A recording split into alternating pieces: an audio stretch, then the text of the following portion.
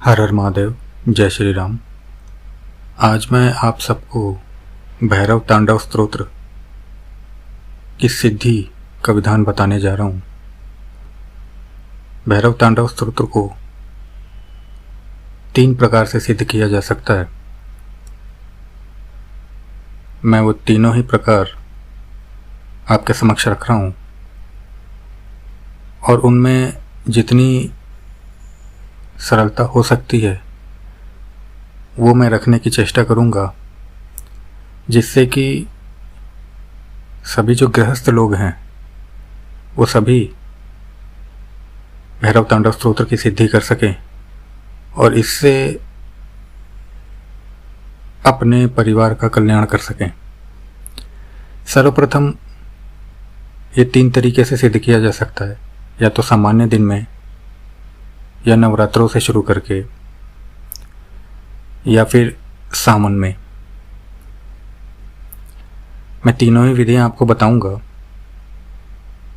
इसमें मैं सामान्य से सामान्य प्रक्रिया रखने की चेष्टा कर रहा हूं, क्योंकि जो कि सारे लोगों के लिए सर्व सुलभ हो। जो कि इसमें आसन यदि आप ले सकें तो काले रंग का लेंगे, नहीं भी ले सकें काले रंग का तो कोई भी एक आसन चलेगा। आसन पे ही बैठ के जाप करना है और उसी एक आसन पे बैठ के जाप करना है जिस पे आप जाप कर रहे हैं। द्वितीय, इसमें जो आपका मुख रहेगा वो उत्तर की तरफ रहेगा, अन्य किसी दिशा में बैठ के आपको जाप नहीं करना है।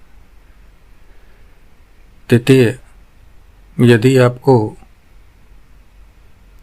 कोई कवच इत्यादि का पाठ आता है तो आप कवच लगा लीजिए। सुरक्षा घेरा यदि आपके पास में है, आपने कर रखा है, सिद्ध है, वो लगा लीजिए। अन्यथा ये सब आप चीज़ें नहीं भी आता है तो कोई नहीं है, आप भगवान भैरव से प्रार्थना करके आप इसमें बैठ सकते हैं। तो आइए शुरू करते हैं तीनों विधानों के बारे में। सर्वप्रथम इसे जो सामान्य दिनों में सिद्ध किया जा सकता है, इसकी जाप संख्या 11,000 रहेगी। आप इसे किसी भी दिन से शुरू कर सकते हैं, परंतु फिर भी मैं कहूँगा कि यदि कोई पुण्यतिथि पड़ रही है तो आप उस दिन से शुरू करें। पहले दिन आप भगवान भैरव, भगवान शिव, माँ भगवती से आज्ञा लेके कि मैं भैरव तांडव स्तोत्र की सिद्धि करने जा रहा हूँ या करने जा रही हूँ, कृपया मुझे आज्ञा एवं आशीर्वाद प्रदान करें एवं मेरे परिवार को सुरक्षा प्रदान करें। आपको ये संकल्प लेके आपको आसन मैंने जो बताया कि यदि काला मिलता है तो उचित है, अन्यथा आप किसी भी एक आसन का चयन कर सकते हैं। आप उस पर उत्तर दिशा की तरफ मुख करके बैठ जाएंगे और आपको सरसों के तेल का एक दीपक लगाना है और भोग के रूप में बाबा भैरव के लिए आपको कुछ भी मीठे में एक चीज़ रखनी है। आप कोई भी एक मिष्ठान रख सकते हैं। ये आप इतना ही करिए, इससे अधिक आपको करने की आवश्यकता नहीं है, क्योंकि ये मैं गृहस्थ विधान दे रहा हूँ, जो कि घर में कर सके, सामान्य लोग भी कर सके, ये विधान दे रहा हूँ। साधना में ब्रह्मचर्य का पूर्ण रूप से पालन करना है। शारीरिक मानसिक स्तर पर पूर्ण रूप से ब्रह्मचर्य का पालन होगा। खान पान की शुद्धता रखनी है और जो सामान्य नियम होते हैं वो सब आप करेंगे। आप ऐसा नहीं है कि आपको ज़मीन पे सोना है या ऐसा कुछ करना है, ऐसा कुछ नहीं है। आप सामान्य रूप से आप जहाँ अपने साफ़ सुथरे बिस्तर पे सोते हैं वहाँ सो सकते हैं। शरीर की शुद्धता, मन की शुद्धता, आचरण की शुद्धता आप सब रखेंगे और इस बीच में आपको कोई मांसाहार इत्यादि नहीं करना है, धूम्रपान इत्यादि नहीं करना है, कुछ भी नहीं करना है। ऐसा पूर्ण रूप से सात्विक रहना है आपको। आप इसका सुबह, दोपहर और शाम तीनों समय पाठ करेंगे, एक निश्चित संख्या में पाठ करेंगे। जैसे कि पहले दिन आपने 11 पाठ सुबह किए तो 11 पाठ आप दिन में करेंगे और 11 पाठ ही आप शाम को करेंगे। और तीनों समय आप एक केवल दीपक प्रज्वलित करके सरसों के तेल का और मिष्ठान का एक भोग रख के आप ये पाठ कर सकते हैं। आप इसमें दिन मत देखिए, जिस दिन आपकी 11,000 जप संख्या पूर्ण हो जाए आप समझ लीजिए कि आपको यह स्तोत्र सिद्ध हो चुका है। यह है सामान्य दिनों में इसको सिद्धि का विधान। दूसरा मैं बात करूँ यदि नवरात्रों की सिद्धि के विधान की, तो आप इसे किसी भी नवरात्रों में, चाहे वो चैत्र पक्ष की हो, चैत्र पक्ष की हो, शारदीय नवरात्रे हों, गुप्त नवरात्रे हों, आप किसी भी नवरात्रों के प्रथम दिन से आप इसको शुरू कर सकते हैं। यही संकल्प रहेगा, भगवती का श्रृंगार पूजा पाठ करके आप इसको शुरू कर सकते हैं। यदि आप मंदिर जा सकें प्रथम दिन, जो कि ज़्यादा करके लोग जाते ही हैं, तो अति उत्तम है। नहीं भी यदि किसी कारणवश जा सकें तो घर में आप पूजन पाठ इत्यादि माता का करके आप इसी प्रकार से आप इस अनुष्ठान को पूर्ण कर सकते हैं।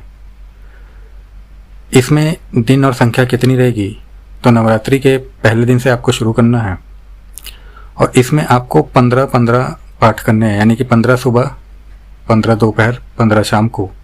ये एक दिन का आपका हो गया। इसी प्रकार से आपको नवरात्रि के प्रथम दिन से लेके 21 दिनों तक 15-15-15 पाठ आपको रोज करने, यानी 45 पाठ आपके रोज हो जाएंगे 21 दिनों तक। बस आपको इतना ही करना है। नवरात्रि के प्रथम दिन से लेके 21 दिनों तक 45 पाठ रोज के, 15 पाठ सुबह, 15 पाठ दिन में, 15 पाठ शाम को। आपका अंतिम दिन आपका ये पूर्ण हो जाएगा, जिस दिन भी आपके 21 दिन हो गए। तृतीय सावन की विधि है। सावन के प्रथम दिन भगवान शिव का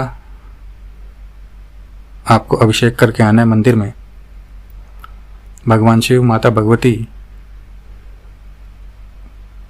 को प्रणाम करके उनसे आज्ञा लेके आपको फिर ये साधना शुरू करनी है। संकल्प वही रहेगा, दिशा वही रहेगी, आसन वैसा ही रहेगा, सब कुछ वैसा ही रहेगा।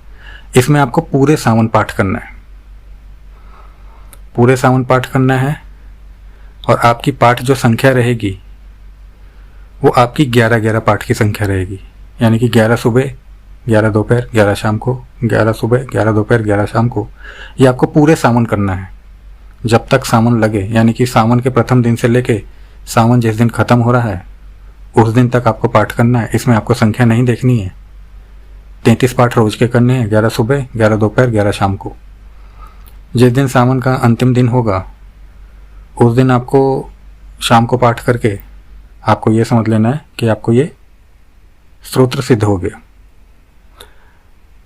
इसमें आपको कहीं भी शंका नहीं करनी है कि स्तोत्र सिद्ध हुआ है कि नहीं हुआ है, क्योंकि इस बीच में आप यदि 1 महीने तक पाठ करते हैं, 21 दिन तक पाठ करते हैं या 11,000 की संख्या में पाठ करते हैं सामान्य में भी, तो आपको अनुभव तो होना ही है, सब कुछ होना है। ऐसी कोई जटिल परीक्षाएं नहीं होनी चाहिए इसमें। तो आप भैरव बाबा पे, भगवान शिव पे, माँ भगवती पे अपना विश्वास दृढ़ करके आप इस स्तोत्र की सिद्धि करिए। ये सिद्ध होने के बाद आपको कोई हवन इत्यादि नहीं करना है, क्योंकि ये मैं सामान्य जनों के लिए दे रहा हूँ, इसलिए इसमें ना मैं हवन का विधान बता रहा हूँ ना कोई अन्य विधान बता रहा हूँ। जितना ये सामान्य से सामान्य रूप में सिद्ध किया जा सकता है मैं वो आपको विधान बता रहा हूँ। इसको सिद्ध करने के बाद से आप ऐसा कोई भी कार्य नहीं है जो अपने हित में, अपने परिवार के रक्षण के हित में, अपने जिसे कहते हैं कि हित के रूप में आप इसे प्रयोग ना कर सकें, अपनी मनोकामना पूर्ति हेतु प्रयोग ना कर सकें।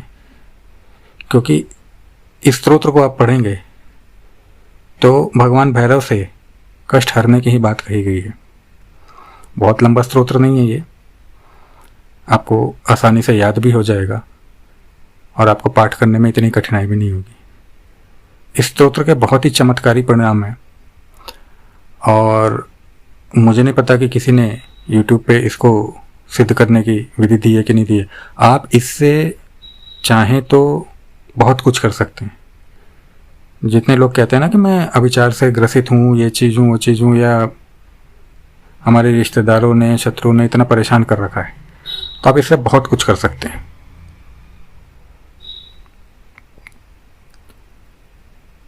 आशा करता हूँ कि मेरे द्वारा दी गई जानकारी आपको अच्छी लगी होगी, और जो भी लोग इसकी सिद्धि करना चाहते हैं, भगवान भैरव उनको अपनी सहमति प्रदान करें, आशीर्वाद प्रदान करें, उनका मार्गदर्शन करें, उनके परिवार का रक्षण करें एवं कल्याण करें।